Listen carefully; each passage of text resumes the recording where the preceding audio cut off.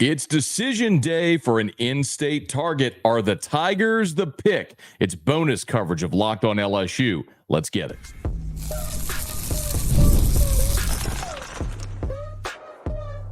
You are Locked On LSU, your daily podcast on the LSU Tigers. Part of the Locked On Podcast Network, your team every day. Okay, let's get it. It is Locked On LSU, your team every day. I'm your host, Matt Moscona. Thank you so much for making us your first listen every day. We are free, available wherever you get great podcasts, and of course on YouTube. So please subscribe. And if you're on YouTube, smash that like button and hit the bell so you're notified whenever we post a new video. So it is decision day for an LSU target.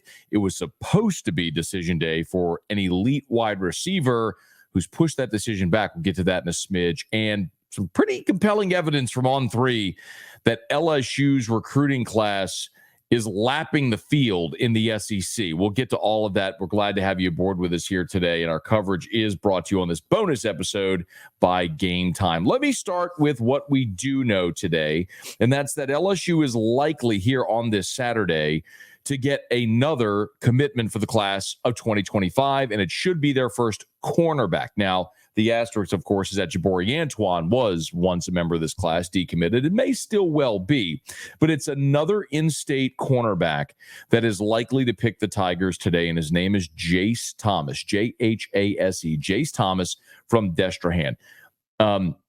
If you haven't checked it, go look at the thumbnail on YouTube of today's video. So if you're listening on podcast, find Locked On LSU on YouTube, look at today's thumbnail. There's a photo that Bryce Kuhn from 24/7 Sports took of Jace Thomas and Brian Kelly, and Jace Thomas towers over Brian Kelly. He's listed at 6'1", 180, but that feels maybe not generous enough for Jace Thomas. He is a tall, long corner, and he's been wanting the LSU offer. He's had offers from Ole Miss and Texas Tech and a lot of other big-time schools. But he came to LSU, to the elite camp, worked out, ran 4.4, shined at elite camp, got an offer, and now has set his commitment for today, Saturday, July 13th. And it is very likely that he's going to pick the Tigers. As a matter of fact, every recruiting prediction machine on 3, the crystal ball is at 247. Everybody has Jace Thomas picking the LSU Tigers. So you're talking about a guy that's listed as a safety by On3, but is being recruited by LSU as more likely as a cornerback. So we'll see ultimately if and when he lands at LSU what ends up happening there. But you have to get in the mix here with defensive backs. And we've talked plenty about corner and the uncertainty of who is back and who plays here in 2024 and beyond that. The other interesting name to keep an eye on as well outside of Jace Thomas is CJ Jim Coley. CJ Jim Coley is a 4-star safety out of Nashville. He's down to LSU and Stanford. And according to our buddy Shea Dixon at On3, he's set to make that decision sometime here in late July. And Jim Coley has family in the New Orleans area. His father grew up in New Orleans, still has family in Louisiana. It looks like LSU is the leader there for Jim Coley as well. And we have talked so much about the cornerbacks in this class, y'all. We have talked so much about Jabari Antoine and DJ Pickett, and rightfully so. Those are, DJ Pickett's the number 1 corner in the country, and Jabari Antoine's a kid from New Iberia, who had picked LSU and decommitted, and he's, a top 10 player in the country at his position. And, you want to get those guys. But we've talked very little about safety. And that's why I think it's important to talk about Jim Coley and then potentially Jace Thomas, who, on 3 lists as a safety. LSU's got him, recruited as a defensive back, could be a corner, could be a safety. But I think it's important to talk about the safety position, mainly because you've got Jordan Gilbert this year, and you've got Sage Ryan. Austin Osbury transferred in. Major Burns with an asterisk because, yes, he is a safety, but he's playing that star position in Blake Baker's defense. And then you got guys like Kylan Jackson and Jordan Allen, who were freshmen a year ago. Then you're bringing in Deshaun McBride, who's changed his name to Deshaun Spears, Joel Rogers. So you got a lot of bodies. But, man, a year ago we would have said the same thing about LSU's receiver room. And then attrition happens, and guys go pro, and then guys leave in the portal, and then all of a sudden you look up and you need to go address that room with transfers. And LSU did with C.J. Daniels and Xavier Thomas this year. So I look at safety and I say, okay, well, Of all the guys I just mentioned, only Sage Ryan is a senior. Yes, Major Burns, but again, playing the star position. So Jordan Gilbert, Austin Osbury, Kylan Jackson, Jordan Allen, Joel Rogers, Deshaun Spears, they all could be back in 2025. But there's also a real possibility that just the nature of college football now, you're going to see some of those guys enter the transfer portal. So while we're not focusing tremendously on safety, I think it is something that we have to pay attention to, because when attrition happens, like it did this year at defensive tackle as well, you end up looking at that spring portal period desperate for bodies, because LSU went into spring this year, needing Kimo Makaneoli moving from offense to defense just to be able to have a rotation there on the defensive line. So roster management has completely changed in the NIL and the portal era. But, two names to keep an eye on there. Jace Thomas, the defensive back out of Destrehan down in New Orleans, who got his offer, and he's set to pick LSU here on Saturday, July 13th. And then one coming up a bit later this month is CJ Jim Coley, safety out of Nashville, who's also trending toward LSU.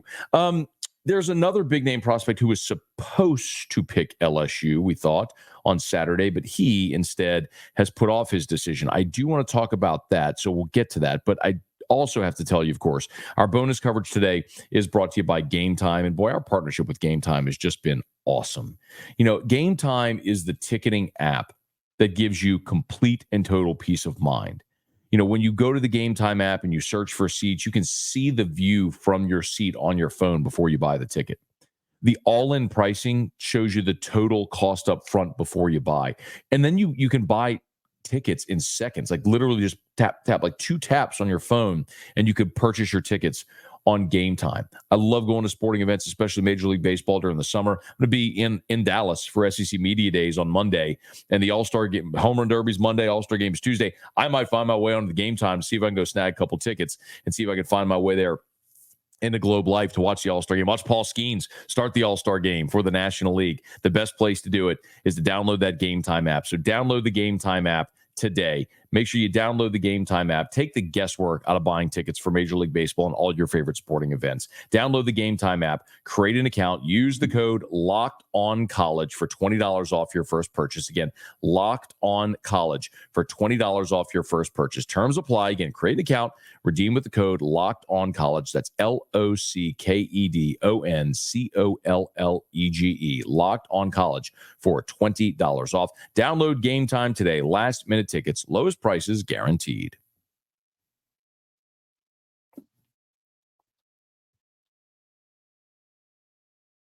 So we know that Jace Thomas is set to make his announcement on Saturday. One other player that was supposed to make his announcement on Saturday was elite receiver Derek Meadows. Now, if you're not familiar, Derek Meadows is out of Bishop Gorman in Las Vegas, and he is one of the top players in the country. In the on-3 composite, he's ranked as the number 41 player nationally, any position, the 7th best wide receiver. As a matter of fact, 24/7 Sports actually ranks him as a 5-star and the 32nd best player in the country. 6'6", 205, a big-bodied wide receiver, and a guy who was thought to be trending toward Notre Dame throughout his entire recruitment. And then LSU made a late push, and Derek Meadows was thought to be a guy that was trending toward LSU when he was going to make his decision. Well, we found out on Friday that Meadows has pushed his decision back 1 week. So Meadows will make his decision on July the 20th. Now, Saturday, July the 20th, instead of July 13th. LSU still likely leads, as I understand it. Notre Dame kind of was always the favorite, and they're making a major push here late.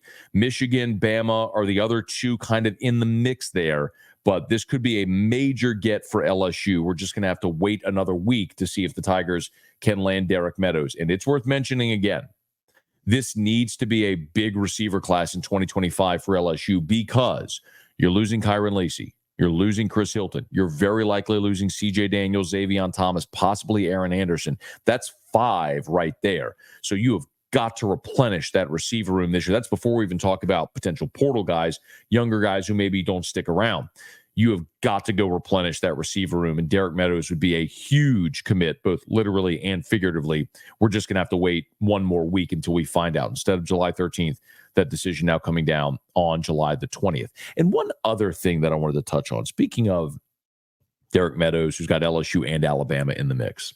Not sure if you saw this, but On3 put out their blue chip percentages for the 2025 recruiting class. And one thing that I have maintained so far throughout this cycle, and really ever since Nick Saban left Alabama, is that the standard is lowered at Alabama. It's not, listen, Kalen DeBoer is a good coach. Alabama is recruiting very well. The point is they are not at the level and the standard that Nick Saban set. Case in point, in his first recruiting class, Kalen DeBoer signed 9 3-stars. Nick Saban had never, in 17 years, never signed more than 6 3-stars in a class. Year one, DeBoer signs 9. And you may think that's a minor thing. Most years, Nick Saban had 2 or 3 3-stars. Like, we'll take a flyer on this guy. Kalen DeBoer took 9. He's already got 5 3-stars committed for this class. The point is, you are seeing a lowering of the bar. I'm not talking dramatically lower. I'm not telling you Bama's going 7-5. What I'm telling you is, when you spend 17 years as the number 1 or 2 recruiting class in the country, and you never budge off of that spot, and then all of a sudden you pop up, and I know what you're going to say today in mid-July, that Bama in the recruiting rankings is 2, 3, wherever they may be. Yeah, it's because they have 21 commitments right now. But this is the case in point. On3 put up their blue chip ranking. These are committed 4- and 5-star percentages. Oregon leads the way with 94%, followed by LSU at 93%. Then, big drop off to Georgia at 89%, 4 percentage points lower than LSU. Then another big drop, 7 percentage points, Florida State, 82%. Then Michigan at 80, Ohio State at 78, and then there you find Alabama at 76%. Yes, Alabama has a lot of commitments. So their class rating right now is higher because they've got 21 commits. But LSU has proven with this class that LSU's class is more about quality over quantity.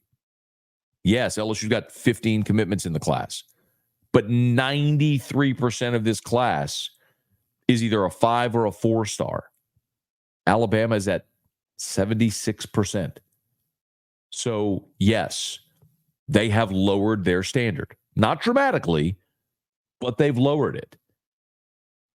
And that's how you go from being a seemingly invincible program to another of the really good programs.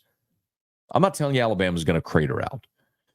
I'm just telling you they're not invincible anymore, because nobody can maintain that standard, that consistency that Nick Saban set for 17 years, because he's the greatest coach in the history of college football. Not Kalen DeBoer, not anybody. Because to do that, you literally have to be the greatest coach in college football. And that's not Kalen DeBoer. And that's why the door is open for LSU and everybody else to gain ground on Bama as they regress back toward the field. All right, y'all. It is Locked on LSU, your team every day. Thanks for making us your first listen. Might I suggest your second listen today be Locked on SEC. My buddy Chris Gordy hosts Locked on SEC, and Monday we are all at SEC Football Media Days, and Gordo will have the entire thing covered for 4 days. So if you love the Tigers or anything about the SEC, you want an all-encompassing, comprehensive recap of SEC Football Media Days every day, make sure you're subscribed up over at Locked on SEC. All right, that's going to do it for us today. Thanks so much for being there. Podcast, please subscribe, rate us, leave a review. YouTube, smash that like button, subscribe to the YouTube channel if you would. Tell a friend if they love the Tigers. We got you here every single weekday and weekends for bonus content on Locked on LSU, your team every day.